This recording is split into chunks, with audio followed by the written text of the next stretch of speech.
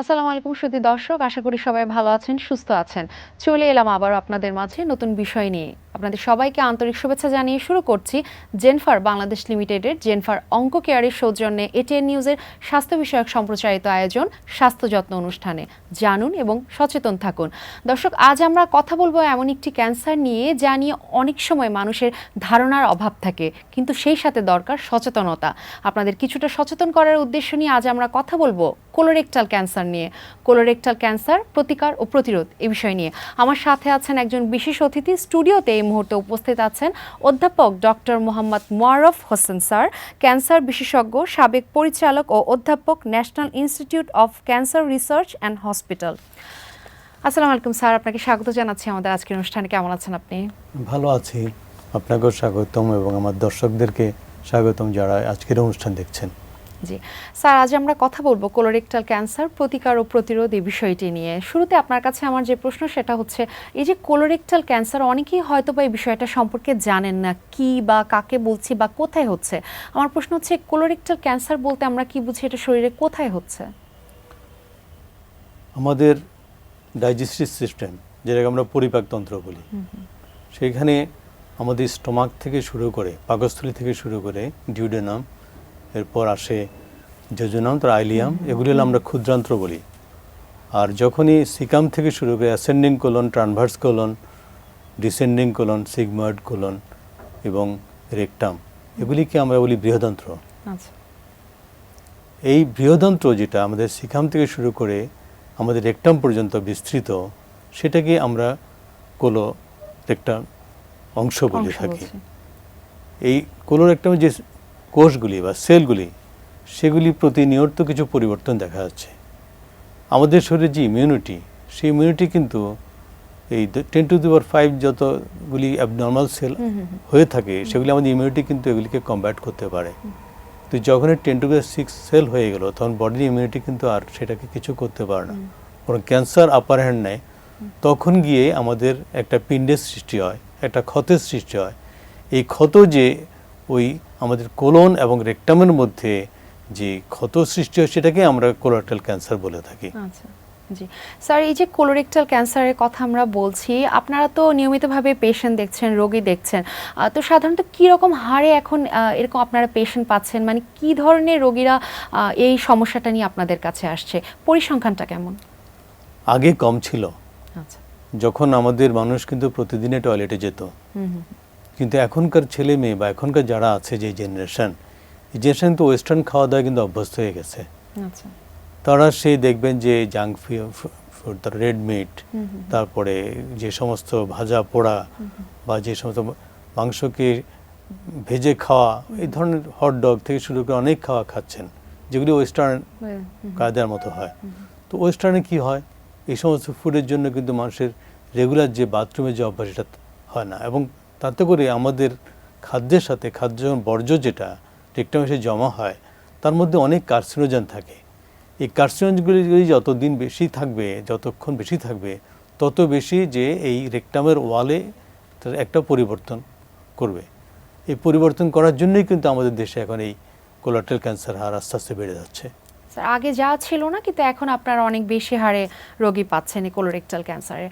Sir, যখন আপনাদের কাছে রোগীরা আসছে, আপনারা বুঝতে পারছেন হয়তো বা ওনার এই সমস্যা হতে পারে, অবশ্য কিছু লক্ষণ নিয়ে তো অবশ্যই আপনাদের কাছে আসে। তো লক্ষণগুলো যদি আমাদের দর্শকদের একটু বিস্তারিত বলেন, কি কি লক্ষণ নিয়ে রোগীরা আপনার কাছে আসছে? ধন্যবাদ। প্রথমে অ্যাকচুয়ালি রোগী বলে যে আমার অনেক দিন মলত্যাগের যে অভ্যাস ছিল, এখন সেরকম হচ্ছে না। এখন কয়েকদিন ডায়রিয়া হলো, আবার কয়েকদিন দেখা গেলো কনস্টিপেশন হলো। আচ্ছা, তারপরে আমার এখন পেটের মনে হচ্ছে কেমন ফুলে আছে, সবসময় মনে হচ্ছে যে আমার ইনকমপ্লিট ইভাকুয়েশন, আমার পুরো এখানে ক্লিয়ার হচ্ছে না।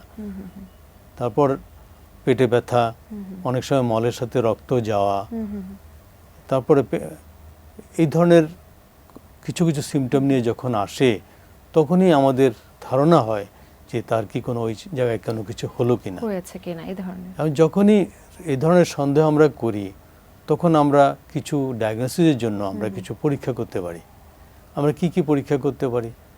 আমরা রক্ত পরীক্ষা করতে পারি। আচ্ছা, রক্ত পরীক্ষা করে সেলগুলি ডিএনএতে যদি কোনো পরিবর্তন দেখা যায়, তারপরে স্টুল পরীক্ষা করতে পারি। সেখানে কোনো হিডেন যদি কোনো রক্ত থাকে বা কোনো বায়োকেমিক্যাল কোনো চেঞ্জ যদি থাকে, সেই সময় স্টুল পরীক্ষা করে কিছু বোঝা যায়, অথবা আমরা কলোনোস্কোপি করে আমরা এর মধ্যে কোনো রকম যে আমাদের পলিপ যেগুলি থাকে সেই পলিপগুলি কোনো অ্যাবনর্মালিটি দেখা যাচ্ছে কিনা। 1 সেন্টিমিটার উপরে যদি হয়ে যায়, এই ধরনের 1 সেন্টিমিটার উপরে প্রায় 3টা বা ততোধিক যদি দেখা যায়, এবং এগুলিতে যদি আমরা কোনো বায়োপসি করে দেখি কোনো ডিসপ্লাসিয়া হচ্ছে, যে অ্যাবনর্মাল সেল হচ্ছে, তখনই আমরা সন্দেহ করি তার একটা পরিবর্তন আসছে। আচ্ছা স্যার, পরীক্ষা নিরীক্ষার মধ্যে আপনি কয়েকটা পরীক্ষা নিরীক্ষা বললেন, আর কোনো পরীক্ষা নিরীক্ষা কি আছে এইগুলা ছাড়া? যখনই আমাদের ডায়াগনোসিস হয়ে গেল, আমরা যখন দেখলাম যে ওইখান থেকে আমরা একটা বায়োপসি বা মাংস নিয়ে পরীক্ষা করলাম মাইক্রোস্কোপের নিচে, যখন বলল যে এটা তো ক্যান্সার, যখন ক্যান্সার আমাদের শনাক্ত হলো, তখন আমরা এবার চিন্তা করি যে কোন স্টেজ আছে, মানে রোগটা কতদূর বিস্তৃত, কিন্তু ওখানে সীমাবদ্ধ নাকি আশেপাশে কোথাও গিয়েছে লোকালি অ্যাডভান্স, নাকি দূরবর্তী স্থানে চলে গিয়েছে। যদি ওখানে সীমাবদ্ধ হয় তাহলে এক ধরনের চিকিৎসা, যদি আশেপাশে ইনভলভ হয় তাহলে আরেক ধরনের চিকিৎসা, আর যদি দূরবর্তী স্থানে চলে গেলে আরেক ধরনের চিকিৎসা। স্যার, যে কোনো ক্যান্সারে আমরা বলছি বা যে কোনো রোগের ক্ষেত্রে যে কথাটা আমরা বলে থাকি যে পরিবারে যদি কারো থাকে সেক্ষেত্রে হওয়ার সম্ভাবনাটা কিছুটা হলেও বেড়ে যায়। কোলোরেক্টাল ক্যান্সারের ক্ষেত্রে এরকম পারিবারিক কোনো হিস্ট্রিটা ইম্পর্টেন্ট কিনা, দরকারি কিনা? Thank you. এটা অবশ্যই আছে, কারণ আমরা বলি যে দুইটা জিনিস, 5% পেশেন্টের ক্ষেত্রে এই যে পারিবারিক ইতিহাস থাকে, বাবা মায়ের অথবা ভাই বোনের অথবা তার সন্তানের যদি কখনো এই ধরনের ক্যান্সার হয়ে থাকে, তাহলে তাদের ক্ষেত্রে 100 জনের মধ্যে 5 জনের হওয়ার সম্ভাবনা আছে। যেমন আমরা লিন্স সিনড্রোম বলি, অথবা আমরা বলি যে অ্যাডেনোমাটাস পলিপোসিস বলি। তো লিন্স সিনড্রোমে কি হয়, সেটা হলো যে আমাদের এই বিভিন্ন রকম যে পরিবর্তন যেগুলি, যে দেখা গেলো যে কোনো পলিপ থেকে কোনো এ থেকে আস্তে আস্তে ক্যান্সার হলো। আর অ্যাডেনোমাটাস পলিপোসিস গলায় যেরকম, সেটা হলো যে একটা মোটামুটি একটা হেরিডিটারি জন্য। তার মানে স্যার পারিবারিক হিস্ট্রিটা বা পারিবারিক ইতিহাসটা অনেক বেশি গুরুত্বপূর্ণ এই ক্ষেত্রে আমরা বলতে পারি। স্যার, একটা কারণ আপনি বললেন পারিবারিক ইতিহাস, এই কারণে হয়তো এই কোলোরেক্টাল ক্যান্সার হওয়ার সম্ভাবনা থাকে। আর কোনো কারণ আছে কিনা যেটার জন্য এটা বেশি হবে? আদার্স কোনো রোগ বা অন্য কোনো ফ্যাক্টর আছে কিনা যেটাকে আমরা বলি কজ বা অ্যাগ্রিভেটিং ফ্যাক্টর, যেটাকে আমরা বলি? রিস্ক ফ্যাক্টরের মধ্যে যেটা বললাম যে 50-এর উপরে যাদের বয়স, তাদের এই ধরনের ক্যান্সার হওয়ার সম্ভাবনা বেশি, কিন্তু আমরা অনেক কম বয়সীদেরকে দেখি। তো এখানে যে এই রিস্ক ফ্যাক্টর যেগুলি, তার মধ্যে যে সেডেন্টারি ওয়ার্কার, যারা মানে ফিজিক্যাল কোনো অ্যাক্টিভিটিস নেই, স্থূলকায়, মানে খাওয়া দাওয়ার ব্যাপারে একেবারে উদাসীন, সিগারেট স্মোকিং একটা ইম্পর্টেন্ট ফ্যাক্টর, অ্যালকোহল যারা ইনটেক করে খুব বেশি পরিমাণে, তাদের হতে পারে। যে সমস্ত ফুডগুলি যে আমাদের বিশেষ করে আমাদের এই জাঙ্ক ফুড বা আমাদের রেড মিট, যেমন গরুর মাংস, শূকরের মাংস, ভেড়ার মাংস অথবা কলিজি, এগুলিতে কিন্তু বেশি হওয়ার সম্ভাবনা আছে। এছাড়া এই মাংসগুলি অনেকে আজকে হাই টেম্পারেচারে, যেমন আমাদের এখন তো রাস্তায় রাস্তায় দেখি যে এরকম মানে এই মাংসগুলিকে মানে পোড়ে খাওয়ার একটা রীতি আমাদের মধ্যে শুরু হয়ে গেছে। এটা কিন্তু আমাদের জন্য ডেঞ্জারাস। আমার কাছে মনে হচ্ছে যে আগামী 10 থেকে 15 বছর পরে, কারণ কোনো ক্যান্সার তো সাথে সাথে হবে না, যে আস্তে আস্তে চেঞ্জটা হয়ে একসময় দেখা যাবে আমাদের কোলোরেক্টাল ক্যান্সারের হার অনেক বেশি বেড়ে গেছে। জি স্যার, আমরা আপনার কাছ থেকে কোলোরেক্টাল ক্যান্সার সম্পর্কে একটা প্রাথমিক ধারণা পেলাম, আরও অনেক কথা বলবো একটা বিরতির পরে। দর্শক, আমরা কথা বলছি কোলোরেক্টাল ক্যান্সার প্রতিকার ও প্রতিরোধী বিষয়টি নিয়ে, আরও অনেক কথা বলবো অনুষ্ঠানের পর্যায়ে। ছোট্ট একটি বিরতিতে যাচ্ছি, আশা করি আপনারা আমাদের সাথেই থাকবেন।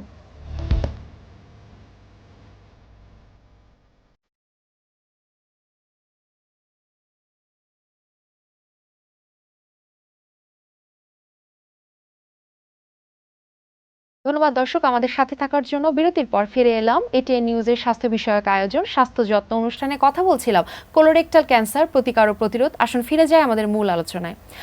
স্যার, আমরা আপনার কাছ থেকে লক্ষণ শুনলাম, কারণগুলো শুনলাম, কি কি কারণে হচ্ছে, ইনভেস্টিগেশন বা কিভাবে ডায়াগনোসিস আমরা করব সে সম্পর্কে আমরা একটা ধারণা পেলাম। চিকিৎসা পদ্ধতি সম্পর্কে একটু বিস্তারিত শুনবো। স্টেজিং অনুযায়ী চিকিৎসা পদ্ধতিটা কিরকম হবে?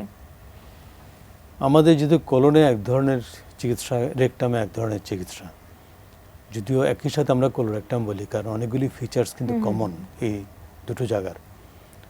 ধরুন আমরা রেকটাল ক্যান্সারের কথাই বলি, যেখানে এসে আমাদের মল এসে জমা হয়, মলাশয় যেটা বলি। রেকটাল ক্যান্সারে যদি আমরা বলি যে আর্লি স্টেজ কিনা, যেমন আমরা স্টেজ 1-2 কে আর্লি স্টেজ বলি, স্টেজ 3 কে আমরা লোকালি অ্যাডভান্সড অথবা, আর স্টেজ 4 দূরবর্তী স্থানে যদি চলে যায়, লিভারে চলে যায়, ফুসফুসে চলে যায়, মানুষের ব্রেনও চলে যেতে পারে, হাড্ডিতে চলে যায়।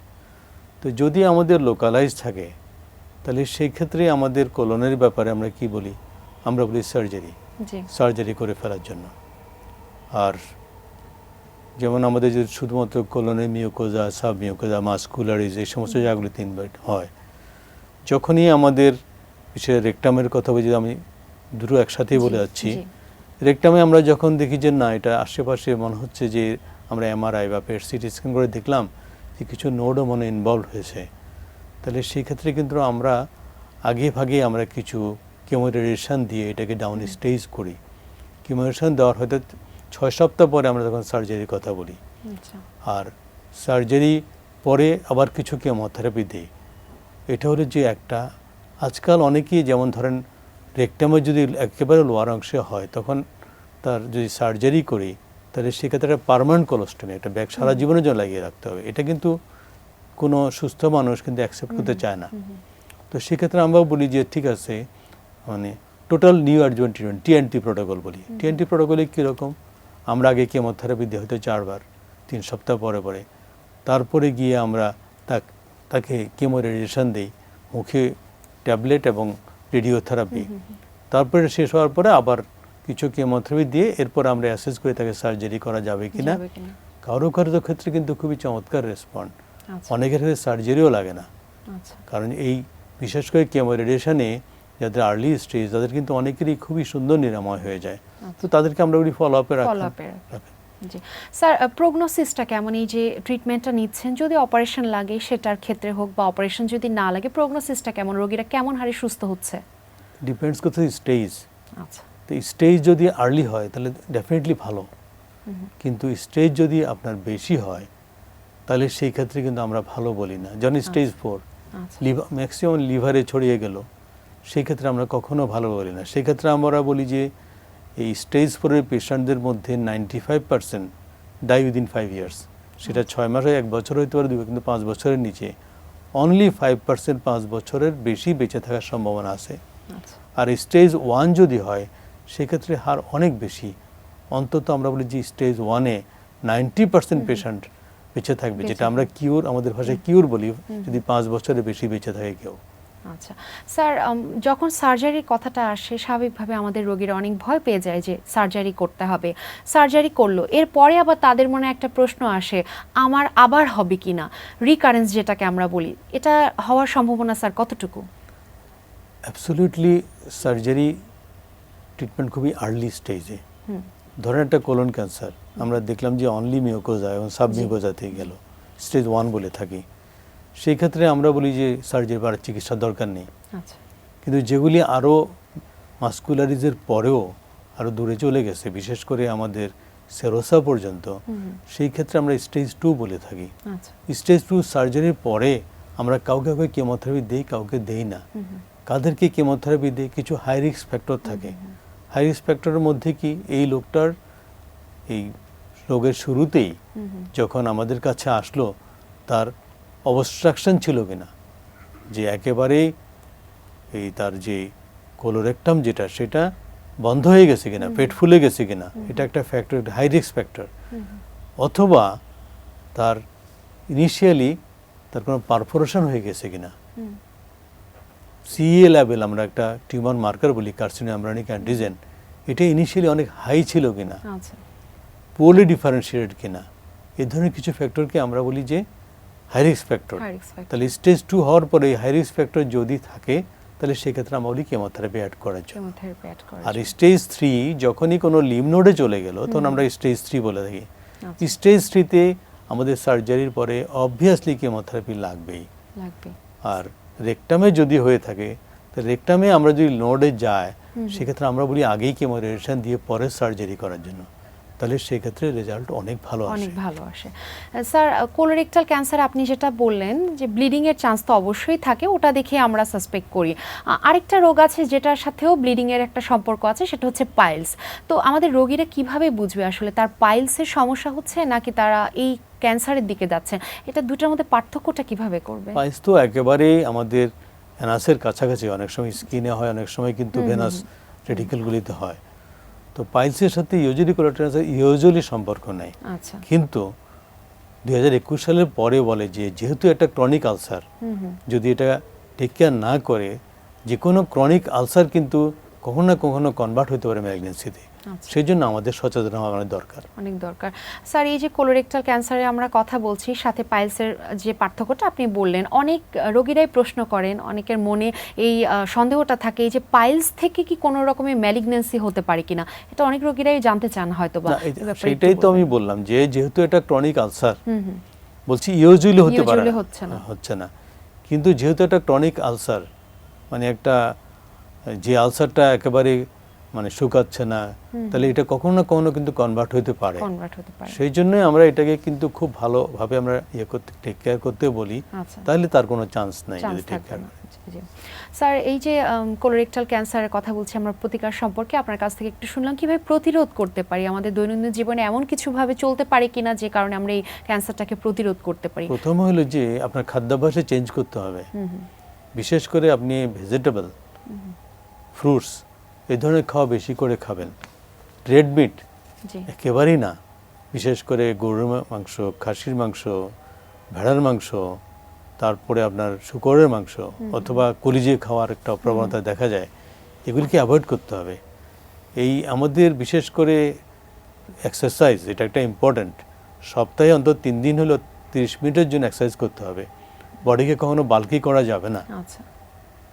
তা অ্যালকোহল খাবেন না, ধূমপান করবেন না, এগুলির কোনো উপকার নেই। অ্যালকোহল যারা খাচ্ছেন অভ্যস্ত তারা একেবারেই মিনিমাম, আর ধূমপান তো নাই, ধূমপানের কোনো গুণ নাই ক্ষতি ছাড়া। সেই জন্যই যদি এই সমস্ত জিনিস আমরা মানতে পারি তাহলে আমাদের এই কোলোরেক্টাল ক্যান্সার প্রতিরোধ করা অনেকাংশে সম্ভব। তার মানে স্যার দৈনন্দিন জীবনের আসলে অভ্যাসগুলা দিয়ে আমরা এ থেকে মুক্তি পেতে পারি। জি, আর স্ক্রিনিং তো একটা ব্যবস্থা আছে। জি স্যার, একটু স্ক্রিনিং এর ব্যাপারে আপনার কাছ থেকে শুনবো যে কোলোরেক্টাল ক্যান্সারের ক্ষেত্রে স্ক্রিনিং এর ব্যবস্থা আছে কিনা, এবং এটা যদি থেকেও থাকে তাহলে রোগীরা এ থেকে কতটুকু উপকৃত হচ্ছে বলে আপনি মনে করেন? স্ক্রিনিং আসলে কোলোরেক্টাল ক্যান্সারে যে একেবারে আর্লি অবস্থায় খুব কম মানুষই আসে। তো মানুষ যখন আসে তখন কিন্তু অলরেডি অনেক দূর রোগটা এগিয়ে গিয়েছে। আচ্ছা। তো এখন আমরা বলি যে যাদের এই ধরনের সমস্যা মনে হবে তাদেরকে আমরা একটা ব্লাড টেস্ট করতে পারি, কিন্তু একটা ব্লাডের ডিএনএ তে যদি কোনো চেঞ্জ আসে তাহলে সেই ক্ষেত্রে আমরা হয়তো সন্দেহ করি, কিন্তু আমরা বলি না যে তার হয়ে গেছে। নেক্সট পদক্ষেপ আমরা তার স্টুল বা যে পায়খানা যেটা পরীক্ষা করে দেখতে পারি, স্টুল পরীক্ষা করে এর মধ্যে কোনো অকাল ব্লাড আছে কিনা বা কোনো বায়োকেমিক্যাল কোনো চেঞ্জ আছে কিনা এই দেখেও কিন্তু আমরা ধারণা করতে পারি। আর তৃতীয় হলো যে আমাদের কলোনোস্কোপি। অনেক সময় অনেকেই কলোনোস্কোপিতে ভয় পায়, বলে যে এমন একটা জিনিস। আজকাল কিন্তু সিটি কলোনোগ্রাফি আছে, সিটি স্ক্যান দিয়ে একটা কলোনোগ্রাফি করে বোঝা যায় যে তার ওই কোন জায়গাটা একটা সমস্যা আছে। কিন্তু সমস্যা যদি থাকে সিটি কলোনোগ্রাফিতে, সেক্ষেত্রে আমরা কলোনোস্কোপি করে ওই জায়গা থেকে মাংস এনে পরীক্ষা করে আমরা এটা শনাক্ত করতে পারি। সুতরাং এই ইনভেসিভ একটা কলোনোস্কোপি না করেও আমরা সিটি কলোনোগ্রাফি করে, এটা সিটি স্ক্যানের মতোই আর কি, যে আমরা অন্তত বলতে পারি এই জায়গাটার মধ্যে সমস্যা আছে। তাতে অনেক মানুষকে এই ধরনের ইনভেসিভ প্রসিডিউর করা থেকে আমরা বিরত রাখতে পারি। স্যার, আমরা আপনার কাছ থেকে কোলোরেক্টাল ক্যান্সার প্রতিকার ও প্রতিরোধ সম্পর্কে অনেক সুন্দর সার্বিক একটা আলোচনা শুনলাম। ধন্যবাদ আপনাকে, ভালো থাকবেন আপনি।